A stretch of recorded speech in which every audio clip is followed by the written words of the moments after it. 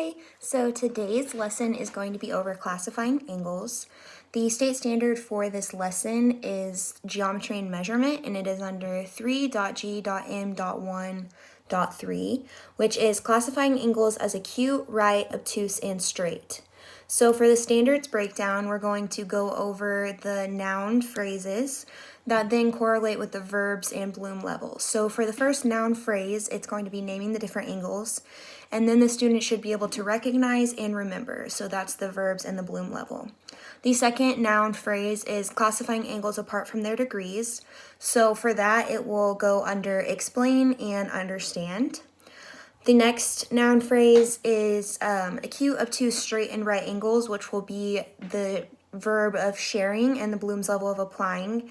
And next is variety of context, which is compare and analyze.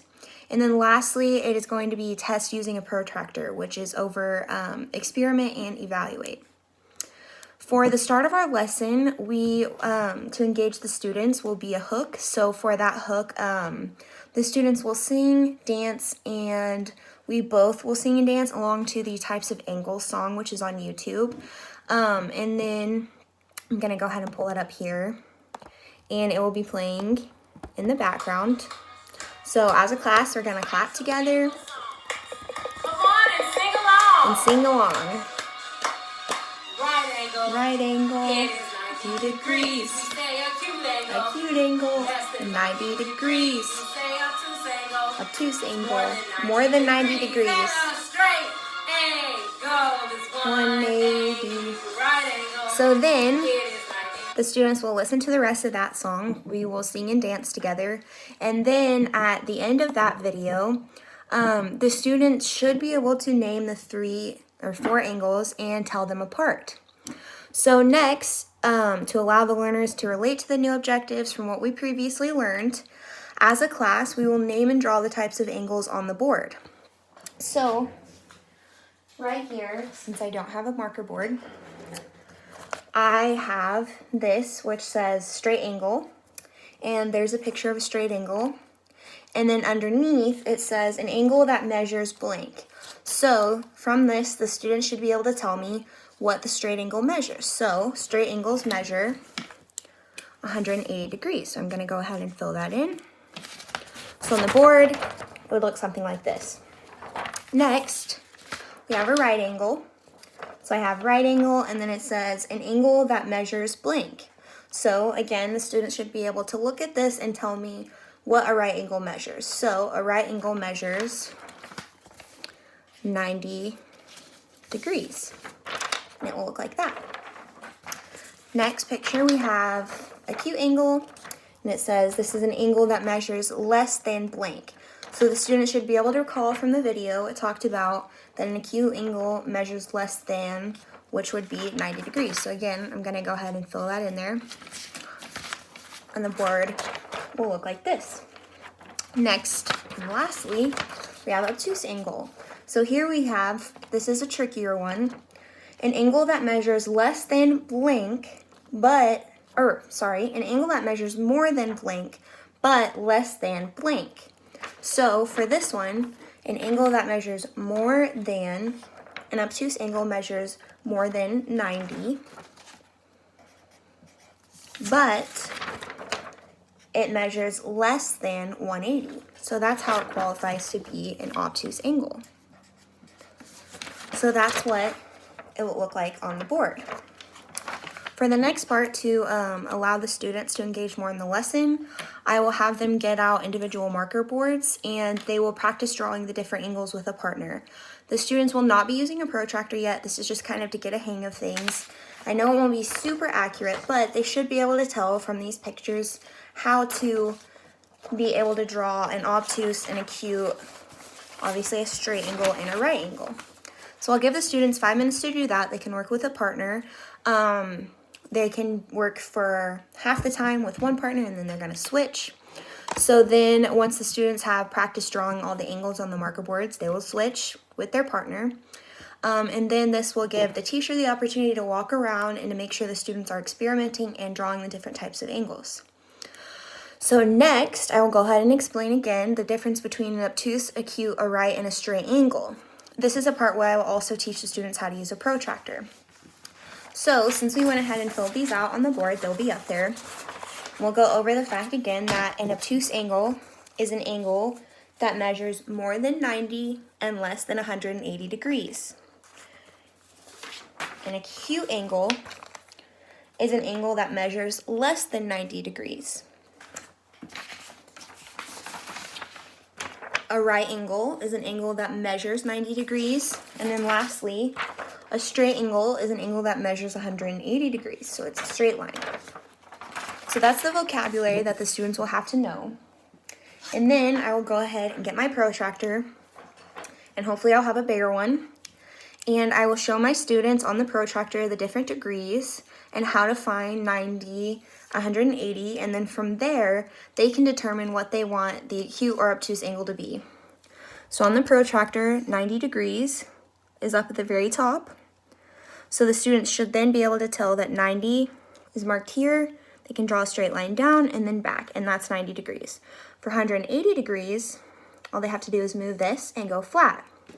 And at the ends, it says 180 on both sides. So then the student will be able to measure that, and that's 180 degrees. For acute and obtuse, they will have more freedom to be able to decide what they want to do. So let's say for acute, we're going to go ahead and go to 40 degrees, and then just move it there. And that classifies as an acute because it is less than 90. For an obtuse angle, we can do anything that is over 90, but we cannot go over 180. So for an obtuse, let's go to 120. That qualifies. That meets the obtuse standards because that's more than 90, but it is less than 180 degrees. So that will show them how to move the protractor. So next, as a class, we will read the book Circumference in the Great Night of Angleland to go through the different angles, and it also shows and relates on how to use a protractor. After we read this, the students will participate in an active discussion about what the parchment means. This is on page 13. So on page 13, I have a clip that I'm going to show, and this is the parchment that Radius runs into from the brothers Zig and Zag. So here is this. This is the part where he runs into that. In the courtyard, Radius saw a parchment hanging on a door. He took the parchment and read the faded warning. Warning, stranger, friend or foe. Dangers wait as forth you go. You must make a nightly right. Finding next, big, straight, and slight. One wrong turn means loss to all, in a writhing, screaming fall. Find the right to reach the king, or you will feel the dragon's sting. The brothers Zig and What can this mean? Thought Radius, clutching his medallion for courage. He rode through the doorway into a circular chamber in the middle. So for that book, I'm not going to show the whole thing, but that is what I want my students to focus on. And from that, they should be able to tell me what they think the parchment means. So I will be up on the board after we read it, and we'll go through that. And I want the students to be able to participate in this discussion and tell me what they think that means. And I want to write down everything the students say, so then we can try to solve it. And then we can continue reading the book to figure out what it means, and if Radius figures out the parchment, and if he finishes his quest. So the next part this is a project. The students will participate in an angle scavenger hunt. So for this, the students will be partnered with one other classmate, and I want the students to find 10 acute, 10 right, and 10 obtuse angles and straight angles in the classroom or around the school. From there, I want the students to measure those angles with a protractor and record those angles to make sure to write down the measurements. So if it is an acute angle that's 40 degrees, I want them to write that down. And then I want them to draw an acute angle that is 40 degrees they should have a poster board. So once all of the angles are found, draw the angles using the measurements you recorded on a poster board. So the poster board should have the degree, the classification of the angle, so acute, obtuse, straight, or right, and a description of where they found the angle. So let's say they found a right angle on the edge of the wall, which everybody knows where the walls meet in the corner. That's a right angle because it measures 90 degrees. So if they do that, all they have to do on the poster board is say that they measured it, it's 90 degrees, and that they found it in, let's say, Mrs. Blake's classroom, and that's the right angle. So once they give a description of where they found it, they should decorate the poster boards neatly, and then the poster boards will be turned into anchor charts to hang around the classroom. So I'm going to go ahead and show you an example of the Angle Scavenger Hunt ankle chart that I did. So it doesn't have everything, but it has acute angles on the side and then a description of what an acute angle is, so it's less than 90 degrees. And then on the right, I just did a random acute angle and said this angle is 20 degrees. And on either side, they can put where they found the description. The next is right, so we have right is 90 degrees, and there's a drawing of a right angle, and the same for obtuse and straight. So the students should be able to find those around the school or the classrooms, draw those angles on the poster board, and decorate however they want it to. So then, for the lesson closure, to tie the learning together and refocus the students on the learning objective, the students will review the different angles and their degrees. So once again, we'll go over the different angles, and before they exit, we are going to do our assessments. And for our assessments, for the formative assessment, I chose to do a game of Kahoot. So before the students leave, they're going to play a game of Kahoot together. Kahoot is an amazing game because it allows the teachers to evaluate all the students' work as well as having the students be engaged. It's also a great formative assessment because it gives the student immediate feedback on their answers. So if they get it wrong, it will tell them. It also evaluates them, it also allows them to evaluate their own knowledge and see where they're at in the learning process. And then for my summative assignment, I chose to do the Angle Scavenger Hunt, and with that, I have a rubric. So this will be a fun way for the students to see the lesson applied in real life, as well as evaluate all of the knowledge that they've learned and that they comprehended during the lesson. So below is my rubric, and the students will be handed that, and then from that determines what their grade is, and that will allow me to keep track on if they're struggling with something. So here is my Kahoot, and I'm gonna go ahead and show that it's ready to join. It's loading the game pin. So there's the game pin, and it's waiting for players. Oh, looks like it's not going to allow me to play. So instead, I'm just gonna walk you through this. And the students will be able to participate in that. There's a link in my assignment as well. But those are my two assessments that I will do for the students to participate in. And lastly, for the end of my lesson, to kind of close it up and to give another tool to see where my students are at, I will go ahead and give them an exit ticket.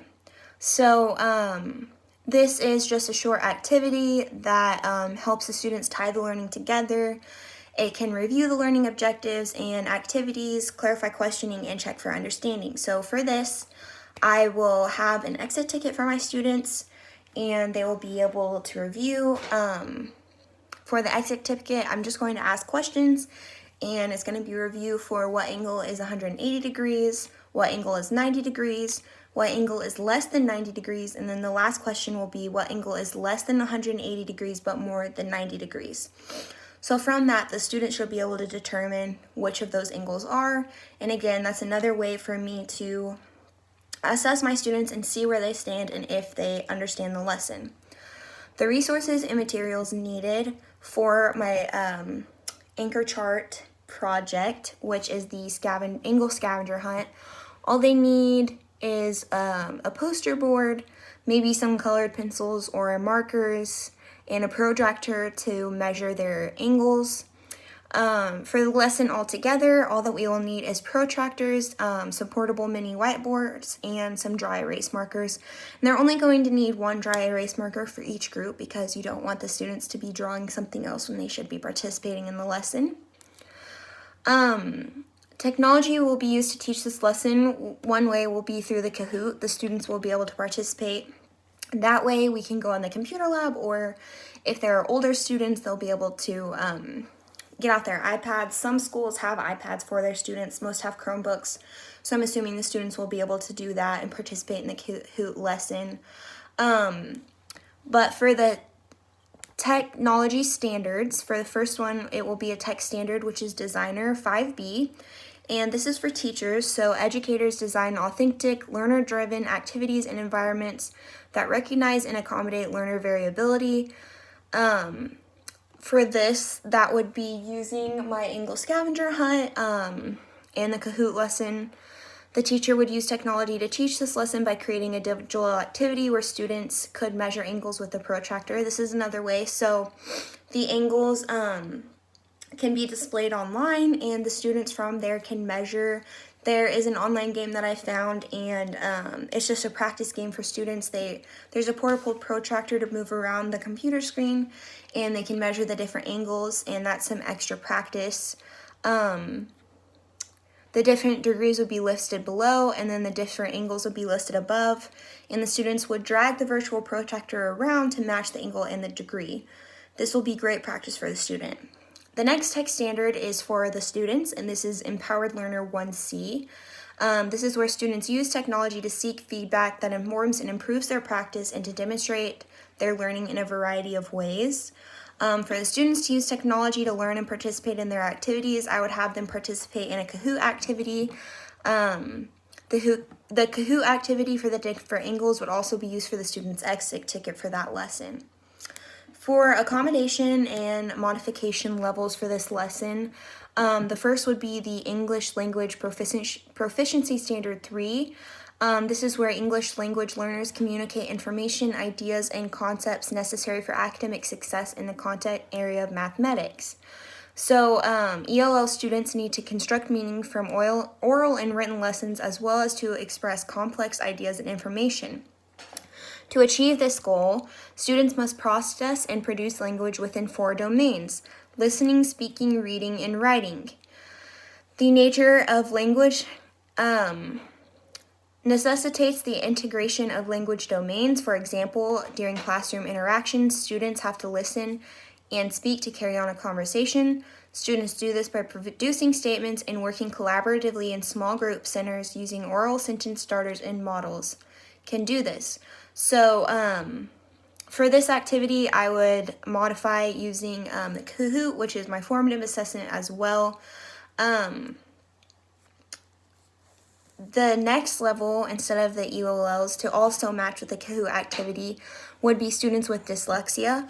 So schools can implement academic accommodations and modifications to help students with dyslexia succeed. For example, a student with dyslexia can be given extra credit or extra time to complete tasks, help with taking notes, and work assignments that are modified appropriately. So this is where teachers can give tape tests or allow students with dyslexia to use alternative means of assessment. Students can benefit from listening to books on tape and using text reading and word processing computer programs. So again, to tie this all in, the activity I would modify would be the Kahoot for the formative assignment. For students with dyslexia, I would read aloud the questions and the answers so the students could still participate in the activity. And Kahoot is also great because for students, for ELL students, there's now a downloadable version of Kahoot that translates. So it could translate for them with a language that they feel the most comfortable in as well. And for the Angle scavenger hunt, I could work with these students one-on-one, help them out more, give them some modifications to make it a little bit easier for them, especially the ELL students. If they wanted to write in the language that they feel comfortable with on their board, that would be fine. I would just have to spend more time translating that, which is okay with me. But those are the types of accommodations that I would use for the different students who have that need to meet those modifications. But other than that, that is my lesson plan, and I hope that you enjoyed. Thank you.